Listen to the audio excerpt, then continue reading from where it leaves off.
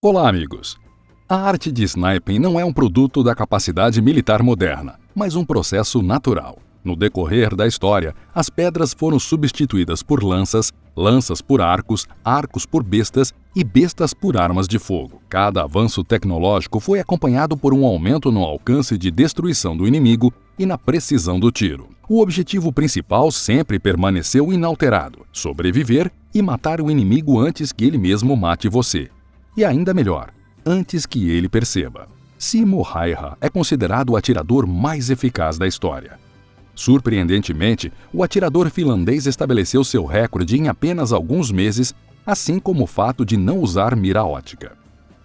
Simo nasceu em 17 de dezembro de 1905, no Grão-Ducado da Finlândia, que na época fazia parte do Império Russo, no município de Hautjärvi. Ele foi o sétimo de 8 filhos em uma família luterana. Uma infância cheia de trabalho árduo na fazenda da família e um clima frio tornaram o menino forte e paciente. Ele foi para a escola pública em Miettila com seus irmãos mais velhos, e a pesca e caça eram ocupações constantes da família Häyhä. Aos 17 anos, Simo ingressou na Guarda Civil, o corpo de segurança finlandês, onde o jovem conseguiu obter grande sucesso no tiro, conquistando o primeiro lugar em competições na província de Viipuri. A experiência de um caçador e o tempo gasto em treinamento o ajudaram muito na arte do sniping. Ele conseguiu acertar 16 alvos por minuto a uma distância de mais de 150 metros, já que teve que trocar pentes que comportavam apenas 5 munições. Este é um excelente resultado e essas habilidades se tornaram decisivas para ele nos próximos anos. Em 1925, o futuro herói ingressou no serviço militar no 2º Batalhão Móvel. Ingressou na escola de suboficiais e graduou-se com o posto de cabo. 2 anos depois, Häyhä retirou-se com segurança para a reserva e voltou para casa, mas não abandonou assuntos militares. Com sua equipe, Simo participou de muitas competições distritais, ganhando prêmios regularmente. Assim, por exemplo, em um deles ele somou 93 pontos de um total de 100, atirando de 300 metros, sem antes treinar para isso. Outra característica distintiva de Häyhä foi a alta taxa de tiro que ele alcançou mantendo a precisão de fogo.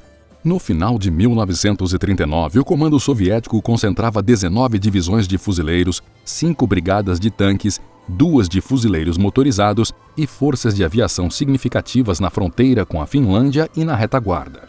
Eles somavam cerca de 350 mil homens, 2.500 canhões e morteiros, mais de 1.300 tanques e 1.700 aeronaves. A União Soviética, em forma de ultimato, exigiu à Finlândia que mudasse sua fronteira para 90 quilômetros de Leningrado. O governo finlandês se recusou a cumprir e a União Soviética encerrou um incidente na fronteira, o chamado Casus Belli.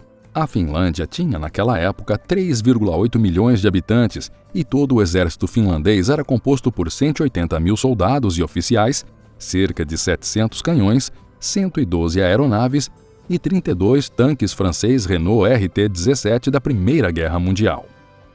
Quando a Guerra de Inverno entre a União Soviética e a Finlândia começou em 30 de novembro de 1939, o reservista de 34 anos se despediu de seus parentes de forma muito sucinta: "Estou indo embora."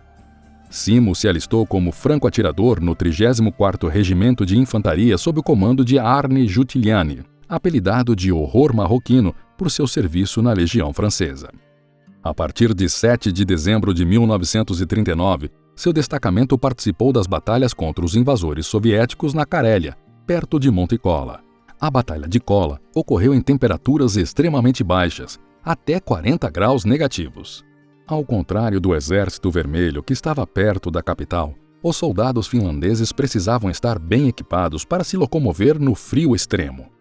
O primeiro ataque da União Soviética foi recebido do lado finlandês, com ataques de artilharia e infantaria e franco-atiradores. Os finlandeses também usaram uma tática simples, mas eficaz. Vários destacamentos móveis de atiradores foram para os flancos e a retaguarda das tropas soviéticas que avançavam infligiram danos ao inimigo com fogo pesado e rapidamente desapareceram na floresta. Junto com isso, outras táticas de guerrilha também foram utilizadas. Simo Häyhä, como outros francos atiradores finlandeses, usava uma camuflagem branca com um capuz costurado em tecido comum e usava roupas grossas e quentes, calçados com botas de feltro quentes. Um chapéu máscara de lã branca cobria o rosto e, em geral, estava bem equipado para geadas finlandesas. Levava consigo um suprimento mínimo de comida. Saía ao anoitecer e voltava um dia depois. Organizando uma posição, ele tentou se enterrar completamente na neve. Na frente do cano do rifle, ele embalou a neve em uma camada dura de gelo e derramou água sobre ela para que o tiro não espalhasse neve. Além disso, quando o inimigo se aproximava, ele colocava neve em sua boca para que ele não soltasse vapor de sua respiração no frio de sua localização. Tudo isso o tornava invisível para o inimigo. Os alvos principais para ele eram oficiais, franco-atiradores soviéticos e observadores de fogo de artilharia. Uma semana depois, as tropas soviéticas decidiram recuar e reagrupar devido a enormes perdas. Desde aquela época, Simo rapidamente se tornou conhecido nos círculos militares. Seus tiros perfeitos destruíram cada vez mais soldados do Exército Vermelho. Somente nos primeiros 3 dias de dezembro, a pontuação total foi de 51 inimigos abatidos, mas é impossível saber o resultado final, já que os corpos permaneceram do lado soviético. Raya desenvolveu técnicas e táticas de sniping impecáveis para condições severas de inverno. A maior distância a partir da qual um atirador disparou contra o Exército Vermelho foi de apenas 450 metros. Simo usou uma arma de atirador focada na segurança, um rifle finlandês Saco M2830, com o número 60974. Ao contrário dos atiradores inimigos, ele preferiu atirar através de uma mira aberta. Com essa mira, era possível atingir o alvo mais rapidamente, ao contrário de uma mira ótica, cujas lentes ficavam embaçadas e ficavam facilmente cobertas de geada no inverno. O brilho das lentes também muitas vezes revelava a localização do atirador. Além disso, o uso de uma mira ótica forçava o atirador a manter a cabeça alguns centímetros mais alta, o que aumentava significativamente o risco de ser morto. Ele tinha uma pequena estatura de 161 centímetros, o que também ajudou no combate. Era muito mais fácil para ele se esconder. Além de um rifle sniper, ele também usou uma submetralhadora Suop KP-31 para combater corpo a corpo. Informações sobre um franco-atirador de alta classe se espalharam rapidamente pela linha de frente, elevando a moral do exército finlandês defensor. No Exército Vermelho, Simo recebeu o apelido de Morte Branca. A maioria de nós já ouviu falar de francos atiradores finlandeses criando emboscadas em cima de árvores chamados Kuk. Mas essa maneira de conduzir operações de combate único deixava o soldado escondido na árvore quase sem chance de recuar. E mesmo um leve ferimento poderia levar a uma morte fatal. As lendas sobre os cucos provavelmente surgiram por causa dos pontos de observação equipados nas árvores na forma de andaimes para observadores de artilharia finlandesa. De fato, franco-atiradores em camuflagem branca avançavam secretamente em esquis para a posição e a preparavam cuidadosamente. Roupas quentes e grossas ajudavam a equalizar o pulso e a respiração. Simo, Morte Branca, conhecia bem a área, era sua própria terra, e ele um grande caçador. No ano passado, os parentes de Simo descobriram acidentalmente o caderno Memórias de Guerra, escrito por um franco-atirador alguns meses após a guerra. As memórias acabaram não sendo nada longas, apenas uma dúzia de páginas.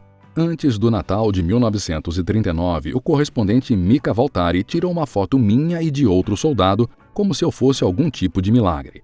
Naquela época, minha lista de pecados incluía 150 vermelhos na posição horizontal, escreve Raya. O capelão militar, Antti Rantamaa, escreveu em seu diário que desde o início da guerra até 6 de março de 1940, Raya atingiu 259 soldados do Exército Vermelho com um rifle sniper e uma submetralhadora 250 9mm Suomi KP-31 quando lutou como parte de um destacamento. Durante este tempo, Simo foi premiado com medalhas de grau Liberdade 1 e 2, bem como cruzes de grau Liberdades 3 e 4. Após a guerra, ele recebeu uma Cruz de Prata Especial Colli. Uma verdadeira caçada começou para encontrar esse atirador experiente. Grupos especiais de contra-atiradores o procuravam, minas terrestres foram colocadas, ataques de artilharia foram realizados em supostas posições de atiradores. Parecia que o Morte Branca era mortal, mas literalmente uma semana antes do fim da guerra, em 6 de março de 1940, Simo foi gravemente ferido no lado esquerdo do maxilar inferior. Uma bala explosiva rasgou a parte inferior do rosto e esmagou os ossos. Simo perdeu a consciência e recobrou seus sentidos no hospital apenas em 13 de março, dia em que a guerra terminou. Ele foi tratado por um longo tempo em um hospital em Helsinki. A mandíbula foi restaurada a partir de um fragmento de seu fêmur. No total, Simo passou por 26 cirurgias. Devido a este grave ferimento, o atirador, apesar de seus pedidos, não foi levado para servir no exército na Guerra de Continuação de 1941 a 1944. Logo após a guerra, Simo Häyhä foi promovido de cabo a segundo-tenente pelo marechal de campo Karl Mannerheim. Após a Segunda Guerra Mundial, Simo Häyhä se recuperou totalmente, mas sua casa era localizada na área cedida pelo Tratado de Paz, e o veterano teve que começar sua vida desde o zero. Simo montou uma fazenda onde ele mesmo construiu uma pequena casa de aparência modesta e se tornou um bem-sucedido criador de cães de caça puro-sangue e caçador de raposas e veados. Ele viveu na fazenda o tempo que pôde. 2 anos antes da morte de Häyhä, ele se mudou para uma casa de repouso para veteranos em Hamina, onde morreu em 2002 com a respeitável idade de 96 anos. Quando perguntado em 1998 como ele se tornou um atirador tão bom, Häyhä respondeu sucintamente em uma palavra: prática. Simo não se considerava um herói e se descreveu modestamente em uma entrevista dada pouco antes de sua morte. Fiz o que me disseram e dei o meu melhor. Simo Häyhä, apelidado de Morte Branca, tornou-se um dos símbolos da resistência dos soldados finlandeses à agressão soviética, como o coquetel Molotov, uma mistura de álcool, alcatrão e querosene para destruir tanques. Na verdade, seu nome era coquetel para o Molotov. O nome surgiu depois que o ministro das Relações Exteriores da União Soviética, Molotov, às vésperas da guerra, declarou em um dos seus discursos de propaganda: "Amanhã jantaremos em Helsinki", mas o jantar teve que ser cancelado. Durante a Guerra de Inverno, as empresas de álcool finlandesas enviaram para o fronte mais de 500 mil garrafas de um coquetel que se tornaria mundialmente famoso no futuro, e 482 tanques T-28 soviéticos foram destruídos de diversas maneiras. Segundo dados oficiais de 105 dias de guerra, de 1 milhão de invasores soviéticos que participaram das batalhas, o Exército Vermelho perdeu 126 mil soldados, feridos e desaparecidos, e 264 mil ficaram gravemente feridos, levando à incapacidade física. Porém, a maioria dos historiadores consideraram essas perdas significativamente subestimadas.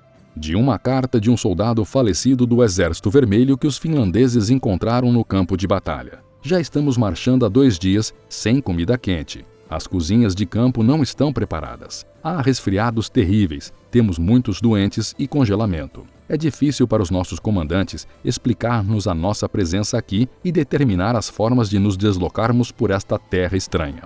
Estamos pretos de lama como limpa-chaminés e cansados de fadiga. Os soldados estão cheios de piolhos, a saúde deles é precária. Muitos têm pneumonia. Prometemos-nos que a guerra terminaria no aniversário de Stalin, em 21 de dezembro. Mas quem acreditará nisso? Durante os combates na Finlândia foi criado um conceito de espírito de guerra de inverno, que é entendido como unidade e prontidão para se sacrificar, para proteger seu país." Isso é tudo, amigos. Curtam se aprenderam algo, deixem seus comentários abaixo e inscrevam-se no canal. Até breve!